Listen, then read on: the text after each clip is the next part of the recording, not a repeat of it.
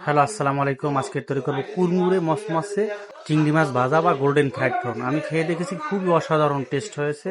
আপনারা এই রেসিপিটি বাসায় ট্রাই করবেন।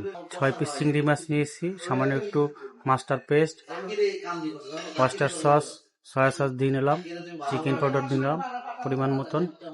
তারপরে আমি লবণ চিনি দিব পরিমাণ মতন। এখন আদা পেস্ট, গার্লিক পেস্ট দেবো পরিমাণ মতন, একটু লেবু দেবো পরিমাণ মতন।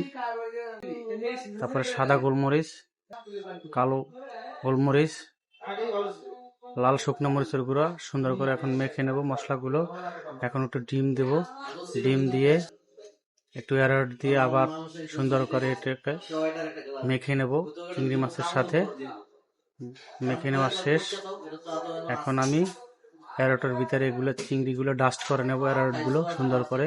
অ্যারোটের ভিতরে দেওয়ার কারণ হচ্ছে এগুলোর ভিতরে দিলে খুবই মচমচা এবং ক্রেপচি হয় চিংড়িটা। তারপরে আমি একটি বাটিতে ডিম নিয়েছি, লাল শুকনো মরিচের গুঁড়া, সামান্য একটু চিকেন পাউডার, লবণ, চিনি দিয়ে দিলাম। এখন এগুলা ফেটে নেব সুন্দর করে। সাদা গোলমরিচের গুঁড়া দিয়ে নিলাম, এখন ফেটে নেব।